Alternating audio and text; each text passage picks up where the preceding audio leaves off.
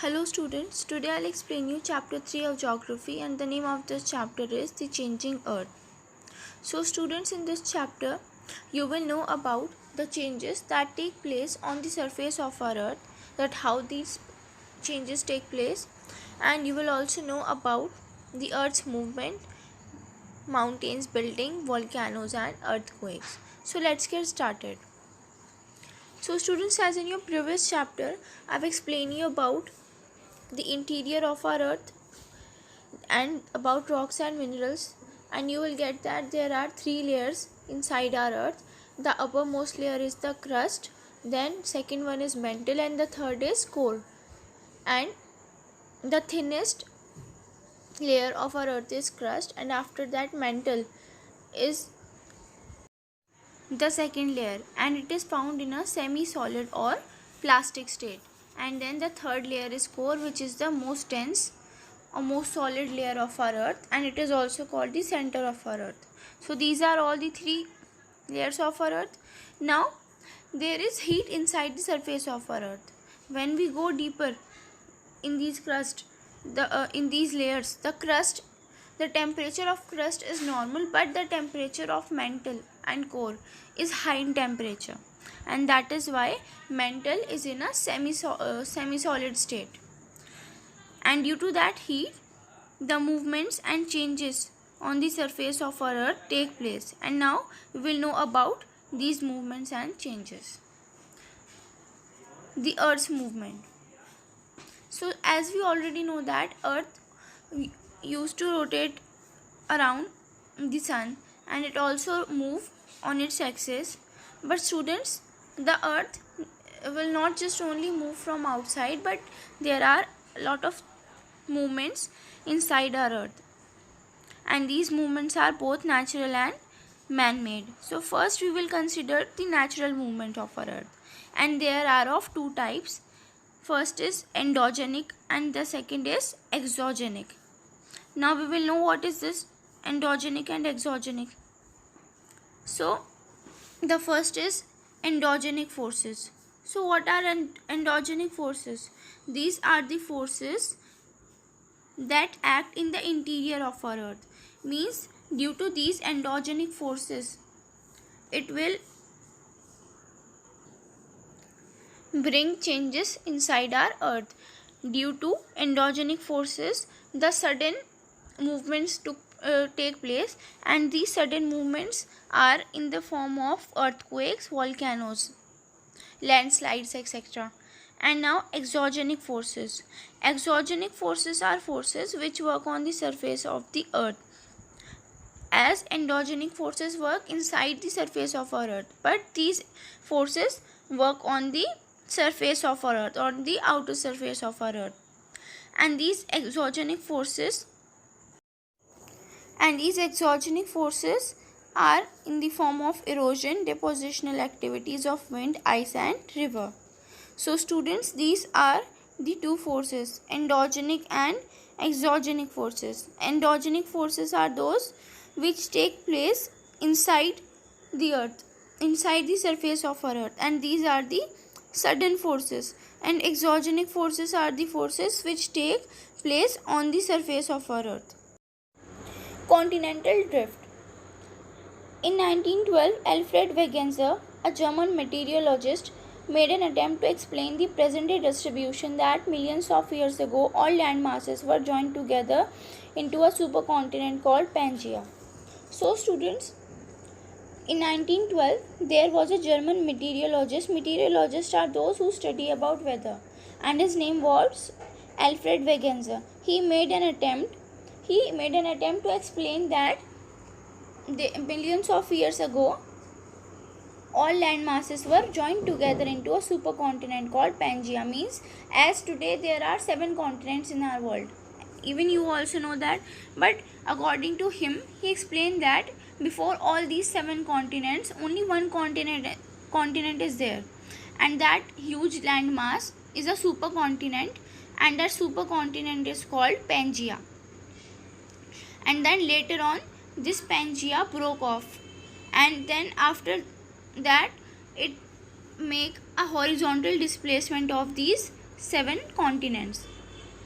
And this theory in which he explained about the Pangea, this theory is called Wegenser's theory of continental drift. Students, theory means theory is a prediction, it's an explanation about something.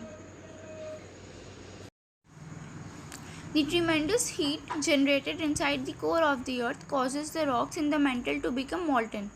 These molten rocks expand, rise and push the plates away from each other. When they cool down, they sink and bring the plates towards each other. This process is known as plate tectonics. So students, as I just explained you that the temperature inside the surface of our earth is extremely high.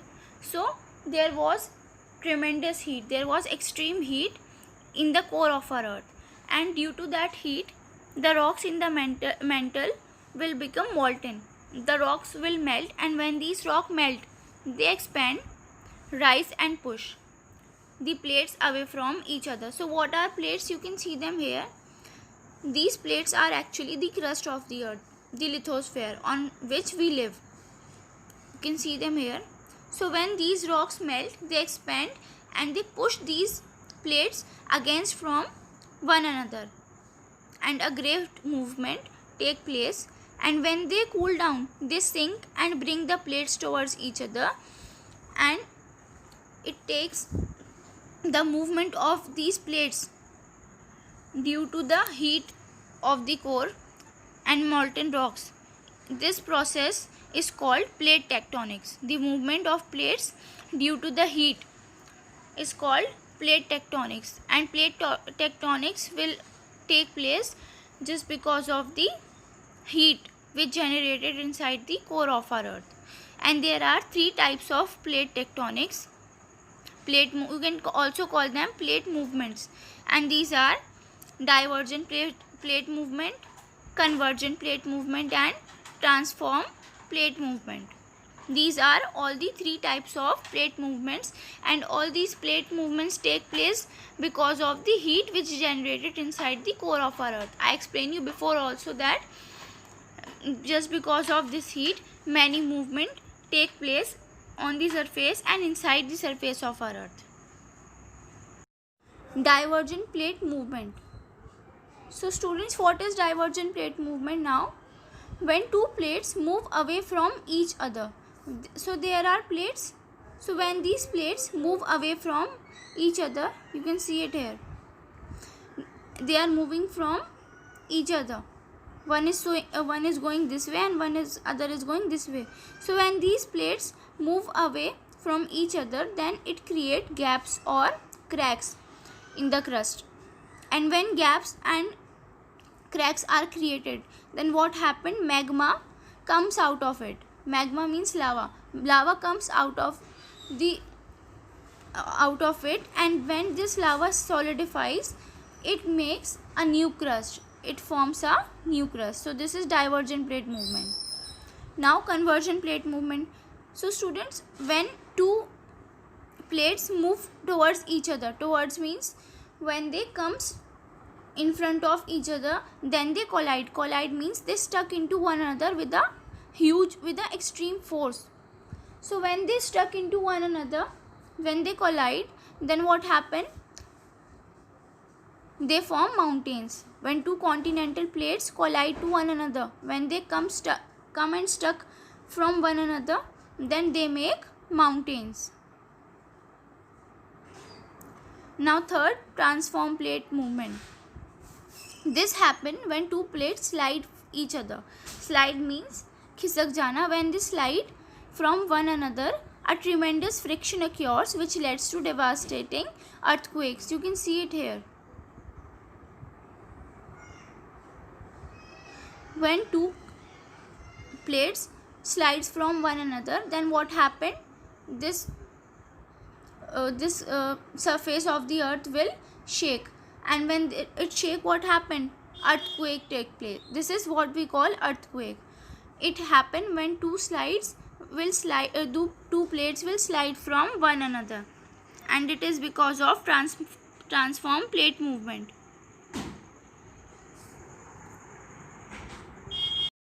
Mountains building. So students, Now you have learned that plate movements form major landforms. The divergent movement of plates causes fractures and faulting.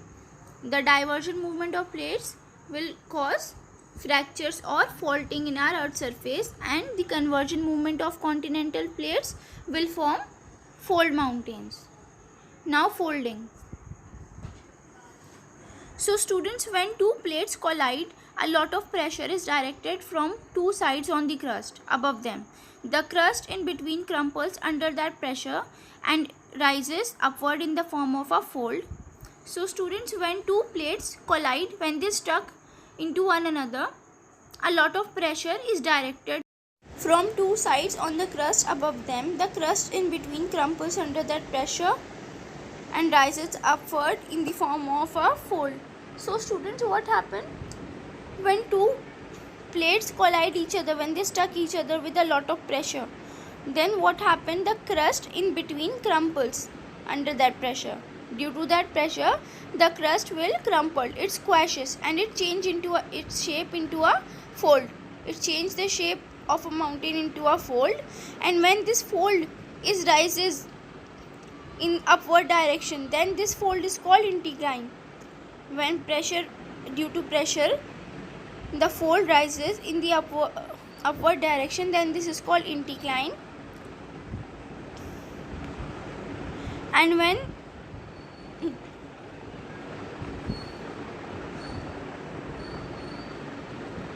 due to that fold, the mountain goes in downfold, then this is called syncline. Faulting. When two plates move apart from each other, a force of tension is created. As a result, the crust gets cracked. This process of displacement of rock strata on either sides of the crack creates fault and is called faulting. So students, what is faulting? As I just told you that in folding, two plates will collide each other.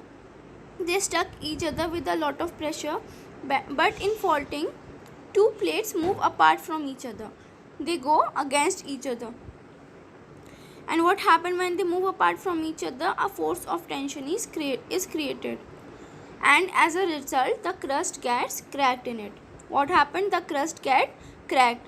And this process of displacement of rock strata on each sides of the crack create fault, and this is called faulting. And block mountains and rift valleys. Block mountains and rift valleys, these two are the most common landforms which are produced by faulting. Volcanoes. So student, even you also know that what is a volcano? It is like a mountain of which contain lava in it. And in past, the volcano is known as the mountain of fire. And you know why it was called so? Because it have fire in it, na? That is why it is known as mountain of fire in early times. But student, it is not a usual and an actual mountain. Rather, it is a circular opening which contains lava in it, and that lava will erupt suddenly. It is a circular opening which contains lava, and this mouth of this volcano, this opening from where lava comes out, this opening is called vent. And the cracks which are there in the opening of this volcano, these cracks were called fissure. This is the volcano. And volcanoes are divided into three types, and these types were based according to their frequency of eruption. And these types are active volcanoes, dormant volcanoes, and extinct volcanoes. These are the three types of volcanoes. Now we will know about active volcanoes. So students, active volcanoes are those who have erupted recently. These are the volcanoes volcanoes who erupt continuously in a short period of time. And Mount Etna and Mount Stromboli of the Mediterranean Sea. These are the two most significant examples of this category.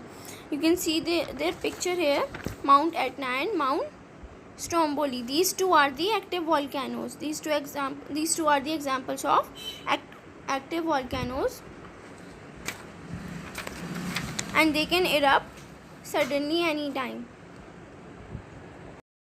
Dormant volcanoes. So students, dormant volcanoes are those that have been quiet for a long time but show signs that they can erupt again. The vent is often blocked with a plug of solidified lava. So students, what are dormant volcanoes? These are the volcanoes that had not been erupted for a very long time, but they can erupt again. It shows signs that they can erupt again, but it is not confirmed that when they will erupt. And their opening is now blocked with a plug of solidified lava. With a layer of solidified lava, their opening is blocked right now. As they have been quiet for a very long time, but it is believed that when they erupt very violently, they erupt very aggressively. And this is the example of dormant volcano, Mount Vesuvius. And last time it erupted in 79 AD with very terrible force, and it almost destroyed the cities of Pompeii and Herculaneum. Extinct volcanoes. Extinct volcanoes like Mount Kilimanjaro in Tanzania, Africa, show no indication of future eruption.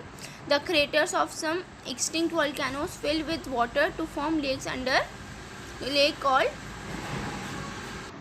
So students, extinct volcanoes are those that had not been erupted from a very long time, and nor they will erupt in future as well, because their craters of some will fill with water to form lakes called calderas.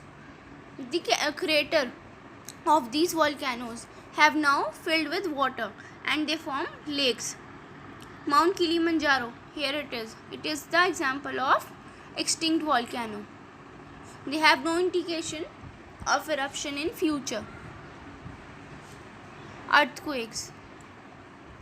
Have you ever felt the ground shake? The sudden shaking of the earth's crust is called an earthquake. You may have heard about the destruction caused by an earthquake and also seen it on the television. Let us try to understand more about earthquakes. So students, have you ever felt the ground shake? Have you ever noticed when an earthquake came that the ground starts shaking? And this sudden shaking of our earth's crust is called earthquake. When the crust of our earth starts shaking, this is called earthquake. And you have heard it about the destruction, that how harmful it is for us, what harm it will give to human as well as properties. You can see it on television also. But now we'll know more about earthquake. Where do earthquakes occur? Earthquakes are most common in regions that are prone to faulting. Faulting occurs when two plates meet. Earthquakes usually originate deep inside the Earth's crust. So students, where do the earthquakes occur? They happen in most of the regions where faulting is prone. And why this is so? Because when due to fault, two plates collide each other, and when they meet each other, they release a great pressure, and due to that pressure, rock inside the crust of our earth snap, and they start releasing shock waves and seismic waves in all directions. So students, when two plates collide to each other, it releases a great pressure, and due to that pressure, the rocks inside the crust of our earth will snap, and they start releasing waves in all the directions. As earthquake usually originate deep inside the earth's crust, the earthquake is also originate from inside the crust of our earth. So when these waves are releases in all direction, then it took place, it takes the face of a earthquake. As these seismic or shock waves are running in all direction inside the crust, so this thing will take the face of a earthquake. Our crust will start shaking, and the point where the earthquake originated, where the earthquake started, is called focus, and the point on the surface that is vertically above the focus is called the epicenter. So as earth will started inside the crust, so that place inside our crust where earthquake started, where it took place, that place is called focus, and outside the crust, the surface vertically above that focus is called the epicenter. It means that the earthquake is originated from that place. Measuring earthquakes. So now students, as you know what is earthquake and where do it occur, so now how can we measure the earthquake? So the intensity of earthquake waves is measured on the Richter scale. The intensity of earthquake waves, the waves of earthquake, are measured on a Richter scale, and the earthquake tremors are recorded by an instrument called seismograph. Tremors mean waves. So the waves of an earthquake, how can we measure them? How can we record them? The waves of the earthquake are recorded by an instrument, and the name of this instrument is seismograph. The science that deals with earthquake is called seismology, and the earthquake scientists are called seismologists. So students, the instrument that we used to measure the earthquake is called seismograph. As we measure our temperature when we fall sick, how will we measure it? We measure it with thermometer. So just like that, the intensity of earthquakes waves are measured by seismograph, and the science which deals with earthquake is called seismology. The study of earthquake is called seismology, and the scientists who study about the earthquake are called seismologists. The Richter scale ranges from 0 to 8 or higher. An increase in 1 point of the Richter scale indicates that the force of the earthquake is 10 times greater than the strength of the previous number. So students, this Richter scale on which we measure the earthquake, it includes numbers from 0 to 8.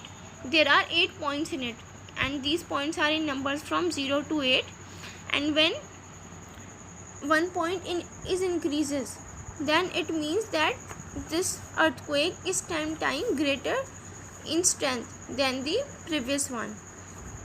The earthquake of intensity 6 and above are very disastrous. So as there are 8 points from 0 to 8 in this Richter scale, so when the intensity of earthquake is measured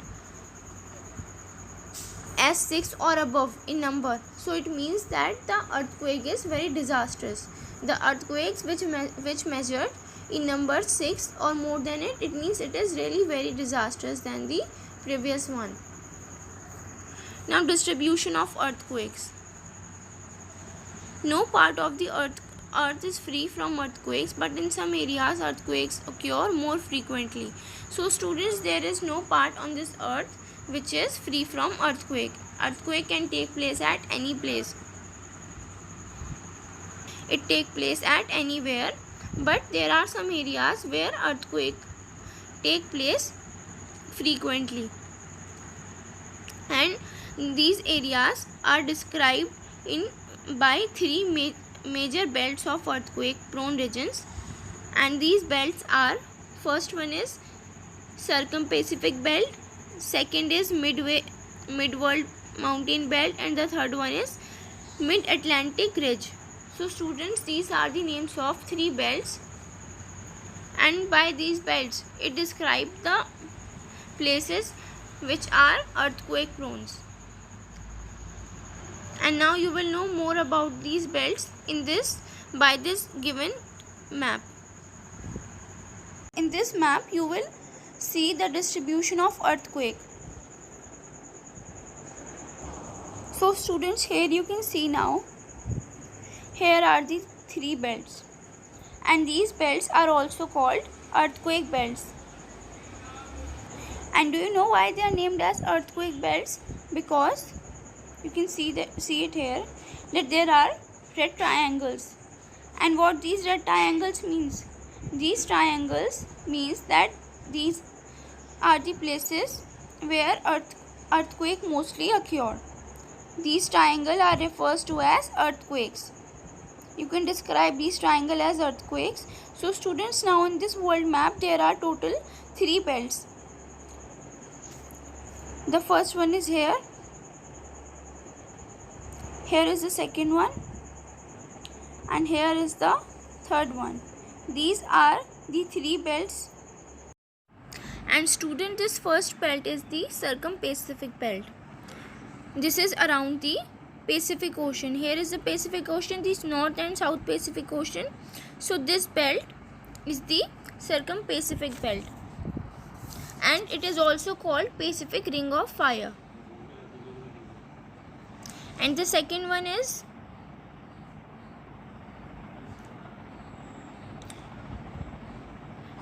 Midworld Mountain Belt. You can see it here. This is Midworld Mountain Belt.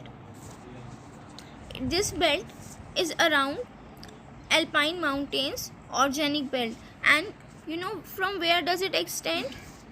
It extends from East Europe to China. And it passes through Central Asia, Pakistan, India, Java and Sumatra. All these countries come within this belt. And the third one is this Mid-Atlantic Ridge. This is the Mid-Atlantic Ridge belt, and this belt is around the Atlantic Ocean. This is the third belt.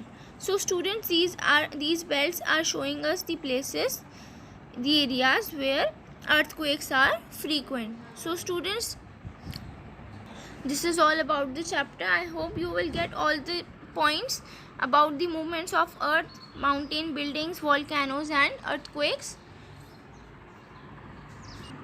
And now you have to read this chapter by yourself also, so that if there is any point, then it will clear out.